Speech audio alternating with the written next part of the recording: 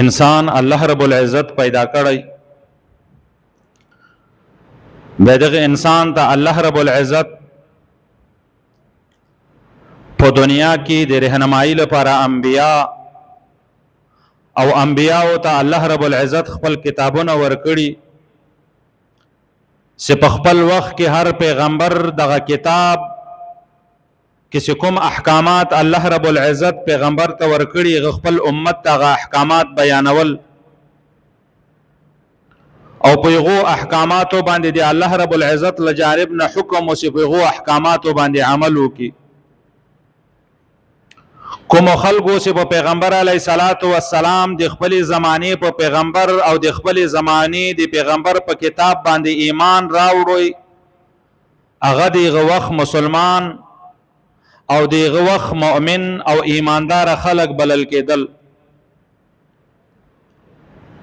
په اخیری وخت کې الله رب العزت اخیری پیغمبر علیه الصلاۃ والسلام راولي، دغه آخری پیغمبر ته الله رب العزت چې کوم کتاب ورکړی دغه قرآن ده. په دغه قرآن کې الله رب العزت انسانیت ته حکم کړی ده چې د ما خبره ومنئ، خپل پیغمبر چې ما تاسو ته رالیږلی ده دغه زندگی د تاسو لپاره د هدایت ذریعه ده، هغه د تاسو لپاره د خپل پیغمبر دغه نقش قدم د تاسو لپاره رهنمایي ده، د خپل پیغمبر په نقش قدم باندې ولاړ سي او د ما په احکاماتو باندې عمل وکړي. نو کوم خلکو چې په نبی علیه الصلاۃ والسلام باندې ایمان راوړي، د نبی علیه الصلاۃ والسلام ته کوم کتاب ملاو شوی په هغه ایمان راوړي، نو هغه ته اهل اسلام یای. کوم خلکو چې د نبی علیه الصلاۃ والسلام د نبوت نه انکار وکوي او د الله رب العزت د احکاماتو انکار وکوي، اغا خلق غیر مسلم دي. اغا احکامات چې الله رب العزت په قرآن مجید کې را لېږلي دي، اغا احکامات دغو خلقو لپاره نه دي. کوم احکامات چې الله رب العزت په قرآن مجید کې را لېږلي دي، د کومو کارو چې انسانیت ته حکم کړی د چې دا کارونه کوي، دغه صرف د اهل اسلام دغو خلقو لپاره د چې هغه ځان ته مسلمان یای. نو مسلمانانو ته الله رب العزت په قرآن مجید کې حکم کړی د چې تاسې نیکی کوي، نیک اعمال کوي، ښه کارونه کوي، هغه کارونه چې د مال جانب نه تاسو ته حکم شوی د چې دا کارونه وکړئ، دغو کارو په خپل وخت کې ادا کولو اهتمام کوي، او د بدو کارونه، د ګناه د کارونه، د معصیت نه دغو کارونه چې هغه د ما د خفګان ذریعه ګرځي، دغو کارونه چې هغه د تاسې دپاره د آخرت او د دنیا د رسوایي سبب ګرځي، دغو نه ځان وساتئ. الله رب العزت بار بار قرآن مجید کې دغه اعلان کړی د چې ای مسلمانانو تاسې له منهیاتو نه ځان وساتئ او د خیر په کارو کې د یو بل نه سبقت وکړئ، د یو بل نه مخکې شئ د خیر په کارو کې. الله رب العزت په قرآن مجید کې فرمایي قل انما حرم ربي الفواحش ما ظهر منها وما بطن، بشک الله رب العزت حرام کړی دي فواحش بے حیايي او هغه کارونه چې هغه د بے حیايي وال کارونه یې کشکاري کپټي، والاسم والبغي بغیر الحق، او الله رب العزت گناه او سرکشی دی الله رب العزت احکامات او تخاور ډول دی الله رب العزت احکامات نه منل، دغه الله رب العزت حرام کړی دي. کوم کار چې الله رب العزت منع کړی دا هغه دی الله رب العزت له جانب نه حکم ده چې الله رب العزت فرمای دغه کار حرام ده، دغه کار د انسان لپاره، دغه کار د مسلمان لپاره کول د هلاکت ذریعه ده. په دغو کارو باندې د مسلمان دنیا او آخرت تباه کیږي. نو مسلمانانو ته حکم ده چې تاسې د نیکۍ ګوال کار وکئ او د ګناه د کار نه ځان وساتئ. هغه د ګناه کار که وړوکی که غټي، دا نه ده ضروري چې یو انسان د لولو ګناهونه ځان ساتي. واړه ګناهونه د کی کله کله انسان د یوې وړې ګناه له وجې د هلاکت او د تباهي کندې ته وغورځي. کله یو سړی وړه ګناه بولي، یوې ګناه ته د وړې ګناه په نظر سره ګوري هغه ګناه ډیر په جرأت او ډیر په دلیری سره کوي هغه ګناه بیا د لپاره د هلاکت او د تباہی د دنیا او د آخرت د ذلت سبب وګرځي بیا د الله رب العزت د رحمت نه د لریوالي سبب وګرځي بیا الله رب العزت د وړي ګناه سیده ډیر په جرأت او بہادری سره کوي دغه د لپاره د هلاکت او د رسوایی او د الله رب العزت د غضب ذریعہ وګرځي نو محترم ورونو گناہ د انسان لپاره ډیر لوی د تباہی ذریعہ ده اگر کاغه گناہ ډیر وړي حضرت ثوبان رضی الله تعالی عنہ فرمای نبی علیہ الصلوۃ والسلام فرمایلی سماعت په خپل امت کې هغه کسان معلوم دي چې د قیامت په ورځ باندې به د تهاما د غروغون د سپین غرونه د تهاما هغه غټ غټ غرونه د نبی علیہ السلام فرمایي دومره غرونه نیکی براوړي ما ته د خپل امت هغه خلق معلوم دي چې د قیامت په ورځ باندې به د غروغون د نیکیان راوړي خو د قیامت په ورځ باندې به الله رب العزت هغه غرونه نیکی دي پمبو غوندې په هوا کې والوزي او ختم بي کی حضرت ثوبان رضی الله تعالی عنہ فرمایي ما د نبی علیہ الصلوۃ والسلام چې پښتنه وکړه یا رسول الله د دغه خلقو وصف را وخی د دغه خلقو علت را وخی د دغه خلقو کردار کار را وخی چې د کوم کار د کوم وصف د کوم ګناه په وجه سره الله رب العزت دغه خلقو هغه نیکی تبا کوي نبی علیہ الصلوۃ والسلام ورته فرمایل چې دغه خلق د تاسو مسلمانان ورونه دي کافران نه دي بلکې مسلمانان خلق دي او دغه خلق دسه خلق دي چې کوم ثواب کارونه تاسو کوي دی کوي د شپې تهجد او تپورتکیزي تهجد المنز کوي ويأخذون من الليل كما تأخذون دغه چې د شپې تهجد ادا کوي د شپې الله رب العزت تزاړي لکه څنګه چې تاسو د الله رب العزت په دربار کې د شپې او چتیزي او الله رب العزت په دربار کې عبادت کوي ولكنهم اقوام اذا خلوا بمحارم الله انتهكوا لیکن دغه خلق چې د الله رب العزت د قیامت په ورځ باندې د دین کې ختم کی دا هغه خلق دي چې د ویازي چیرې د ویازي پټ په یو مقام کې د ګناه کار ورته ملاو سي هغه د ګناه کار پټ کوي دای په خلوت کې دای د ویازي چیرې دای ته موقع د ګناه برابر سي یا دای تنهایی کې گناهونه کوي لیکن په اجتماع کې د خلکو مخ ته د الله رب العزت ذکر اذکار کوي د الله رب العزت بڑائی بیانوي خلکو ته او د خلکو په محفل کې ځان د الله رب العزت عبادت گزار بوري لیکن چې په تنهایی کې د تنهایی هغه زندگی د گناهونو ډکې نو نبی علیہ السلام فرمایلی چې د قیامت په ورځ باندې به دغه خلکو اغه ثوابونه الله رب العزت د باد په ذریعہ سره ختم کیا او الله رب العزت په حکم وکي فرشتو ته چې دغه خلق بوزي د جهنم کندې ته پر مخ غرزار کوي دا هغه خلق دي چې په تنهایی کې ګناهونه کوي د ویازي ګناهونه کوي د خلقو مخ ته ګناه نه کوي عبادت کوي تهجد کوي عمره او حجونه کړي ذکر اذکار ختمونه کړي تلاوتونه کړي خیراتونه صدقات کړي لیکن د ویازي تنهایی والا زندگی د گناهونو ډکې نن سبا هر مسلمان خصوصا نوجوان د اهل اسلام په دغه گناه کې مبتلا دي او دغه گناه سنن سبا مسلمانان او نوجوانان په دغه گناه کې مبتلا دي د هغه د موبایل او د انټرنیټ ذریعہ ده هر مسلمان کا د گناه نه څومره ځان بچ کی لیکن دغه د موبایل د فتنې د وجه نه هغه مسلمان د تنهایی په گناه کې مبتلا ده نو نبی علیہ الصلوۃ والسلام فرمایلی هغه انسان چې د تنهایی د گناهو چې ځان ونه ساتي د قیامت په ورځ باندې به الله رب العزت د ټول ګناه ثوابونه نیس او نابود کی ټول ګناهونه به تباہ او برباد سي ټول ګناهونه به الله رب العزت دی وی تیزی سلی په ذریعہ سره والو زي او ختم به کی الله رب العزت په د جهنم فرشتو ته حکم وکړي چې دغه انسان جهنم ته ورځوي نو محترم مسلمانانو باید هر مسلمان خپل تنهایی او اجتماعي زندگی د ګناهونو پاک وګرځي، خپل اجتماعي زندگی خپل تنهایی زندگی چې د ویازي تیري ویازي په یو ځکه موجودي هغه زندگی د الله رب العزت د معصیت نه صفای یو هغه دور د مقدم سیران او هغه دور چې ګناه کول به ډیر په تکلیف او په سختی سره کېدل، د ګناه اسباب به نه برابرېدل. یو سړی سی به ګناه کوله، یو سړی سی به بدکاری کوله، یو سړی به غلا کوله، یو سړی به بدنظری کوله.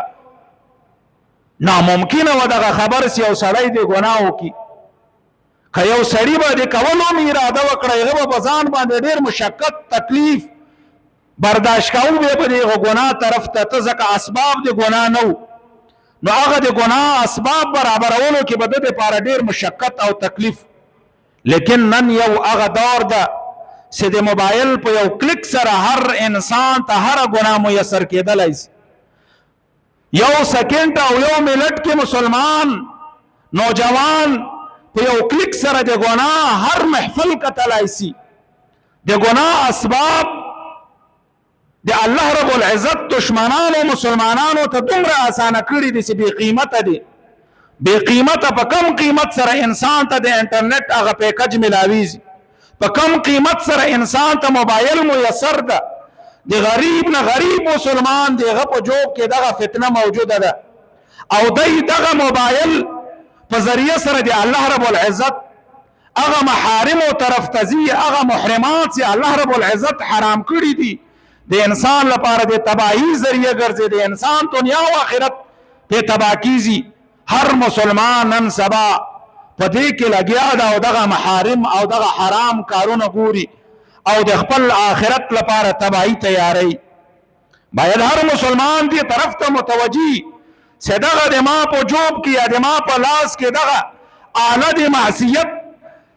دغه غربیانو تیار کړی د دې لپاره چې نوجوانان د اهل اسلام په گمراه کی دا په داسې طریقه سره استعمال کی چې هغه د دین والا طریقې.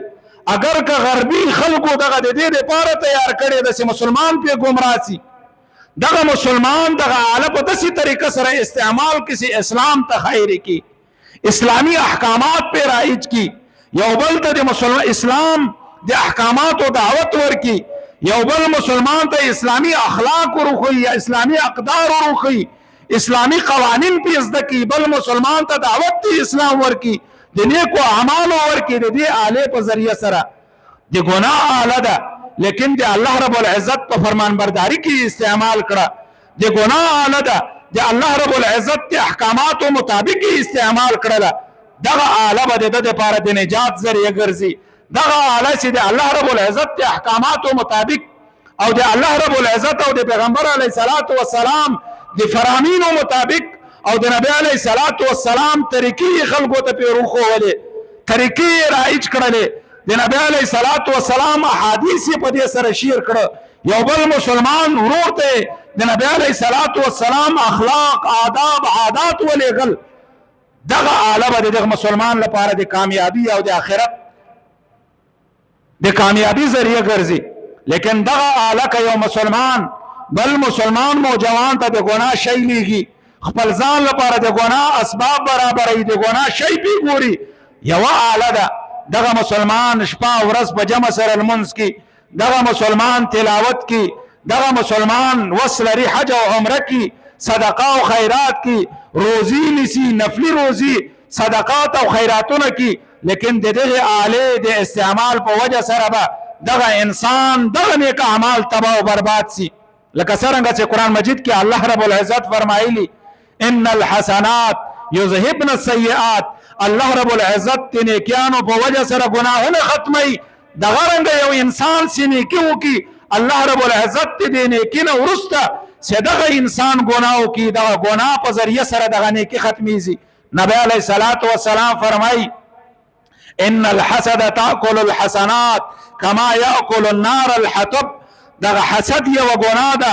سنگین ترین ګناه ده. یو مسلمان سره حسد کول، یو مسلمان ته الله رب العزت یو نعمت ورکړی تا نه پیلوریږي، دغه نعمت ته الله رب العزت له جانب نه ملاو شوی، لیکن د تا په د باندې نه پیرزو، د تا په د باندې نه لوريږي حسد دی د خدای پاک دغه نعمت تیر ختم کا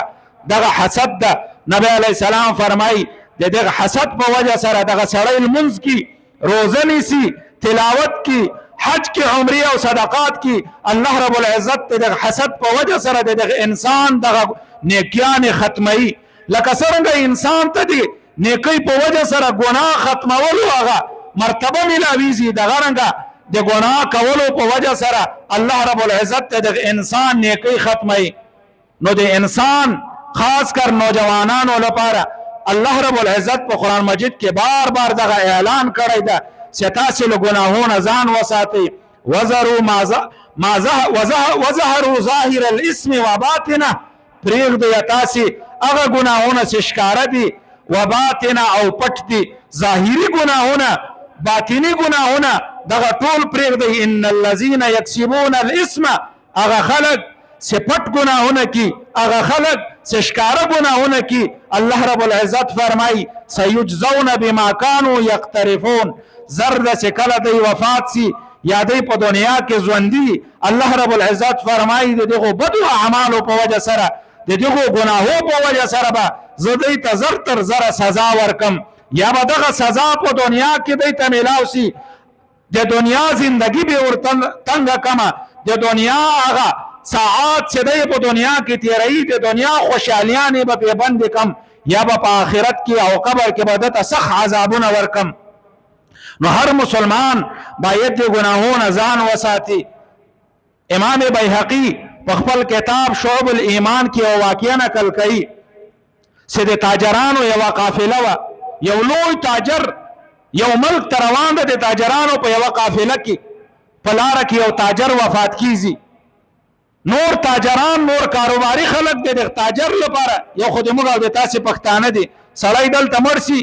بل جتا منتقل کړي اسلام دغه قانون د په کوم ځکه سړی مرس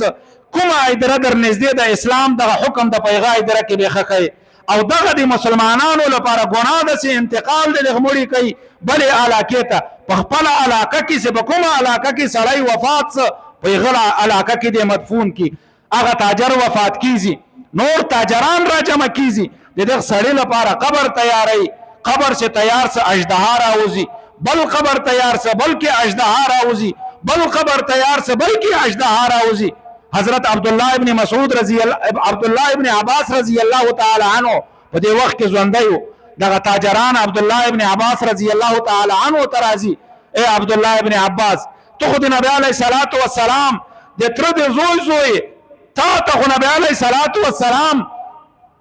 دعا کړې ده چې اللهم فقه فی الدین دته الله رب العزت د دین فقاهت دین سمجھ حاصل کې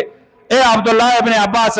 دس یو تاجر وفات س دس معاملہ د قبر سره پیش کیږي عبدالله ابن عباس رضی الله تعالی عنہ ته فرمای چې ضرور د انسان په زندگی کې و ګناه ده او هغه ګناه سبب دی ده کله ته زر قبرونه وباسي هر قبر کې به دغه اژدها را سرګند کیږي لہذا دغه قبر سے تیار شوی د اژدها وال په دغه قبر کې مدفون کړي تاجران یې دفنم ک چې کله قبر کې مو کې خو اژدها په بدل شو اژدها د په خلو باندې خلو کې خو ولا او عذاب د تملاوي دو مدفونم ک کور تولاړو د بیبینه پښتنه کو چې د نیک عمل او تهجد گزار او د مکسر زندگی تیروله عبادت گزار او نوافل کول په جمع سره المنز ادا کاو صدقات خیراتونه کول لیکن کومه ګناه ده دغه د پټه زندگی دغه انفرادي زندگی د سوړ وا د خلوت والا زندگی د سوړ وا بيبي ورته فرمای نور خو ډیر په دنیا کې نیک اعمال کول لیکن یو ګناه د په زندگی کې د په تجارت کې موجوده ولا چې د په تجارت کې د خپل هغه غاک سے د تبراته د غسر به دوکه کړه غسر به خیانت ک مال به یو ورشکاره ک خرڅاو به بل مال به ورسیره یو او د لاندې به بل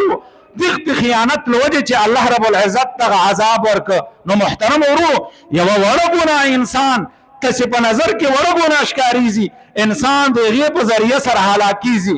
یو کتاب کې یو واقعه راځي حضرت عبدالله ابن مبارک رحمه الله ډیر لوی ولی ډیر لوی عالم چې د وخت په اولیاءو کې سرکرده اولیاءو کې دی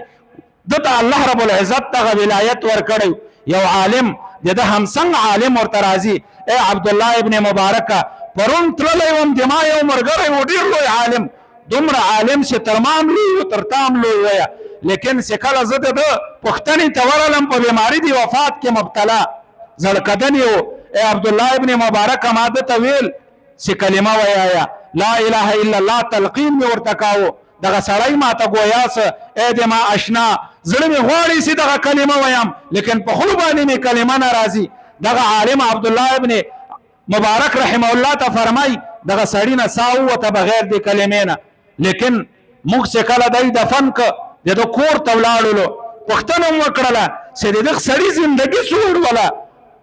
ډیر لوی عالم تهجد گزاره صدقات خیراتونه کول بار بار عمره او حجونه کړی دي لیکن د اجتماعي زندگی کې خو دیندار و د موږ سره چې کومه زندگی ده تیروله دی خو ډیر دیندار و لیکن انفرادي زندگی د ده څه وړ ده کله چې موږ د ده د اهل و عیال نه پوښتنه وکړه دی په یوه ګناه کې مبتلا و هغه ګناه د مور او د پلار نافرماني وه د خپل مور او پلار دغه عالم نافرمانو باوجود د دومره لوی علم نه باوجود د دې نه چې د زراو شاګردان اهل حدیث وال تیر سوي هغه حدیث وال درس به ورکاو د علم هغه نورانیت به په دنیا کې خپراو باوجود د دې نه هغه آخري زرکدن کې الله رب العزت ته د دې ګناه په وجه سره الله رب العزت هغه کلمې وال نعمت نصیب نکړ نن سبا موږ او تاسې دغو ګناهو ته ډېر واړه واړه ګناه ګورو هر مسلمان د خپل بچي نه زاړي هر مسلمان چې یو بچی دوه بچیانې درې بچیانې هغه د خپلو بچیانو نه زاړي وجه دغه ده چې د خپل بچي تربیت په صحیح طریقه سره نه ده سوی خپل بچي ته د نبي علیه صلات وسلام طریقې نه دي ښوول سوی خپل بچي ته د خپل مذهب او د خپل دین هغه دستور عمل نه ده ښوول سوی چې د موږ په دین کې د پلار کوم عزت ته د موږ په دین کې د خپل بچي سره کومه رویه یو پلار اپناو کوي هر یو سړی مصروفه ده هر یو سړی خپله زندګي د خپلې خوښې مطابق جوړوي هر یو سړی په دې باندې لګیا ده چې د ما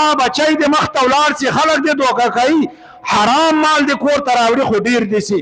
دغه حرام مال په ذریعه سره په انسان کې ماده حرامه پیدا سي د انسان هغه وینه حرامه سي هغه حرامه وینه بیا جوش لګئی هغه حرامه وینه چې کله په جذباتو کې راسي بیا دغه انسان نه حرام کارونه کیږي بیا دغه انسان نه د ګناه کارونه کیږي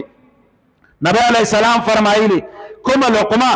چې د حرامه والا خېټې ته ولاړه په هغې لقمه باندې د انسان اعضا لوی سولو د انسان جسم لوی سو د انسان په جسم کې وینه پیدا سوله هغه د دې لایق ده چې الله رب العزت د قیامت په ورځ باندې د جهنم په اور سره وسوځوي نو محترم ورو ګناه والاسباب نن سبا زیات سوي او د ګناه کول د انسانیت خصوصا د مسلمانانو نوجوانانو لپاره ډیر اسانه سوي دي نو هر مسلمان نوجوان باید دغه کوشش وکړي چې د دغو محرماتو نه ځان وساتي هغه محرمات چې د انسان دنیا او آخرت د دنیا او آخرت زندگی د دنیا او آخرت ذلت سبب ګرځي باید دغه کارونه انسان ځان وساتي څومره چې ګناهونه الله رب العزت ناروا کړی دي الله رب العزت دې لپاره ناروا کړی چې دغه د انسان لپاره د تباہی ذریعہ ده او کوم کارونه چې الله رب العزت حکم کړی د انسانیت ته چې دغه کار باندې په دغه لار باندې په دغه طریقه باندې دغه کار اختیار کړي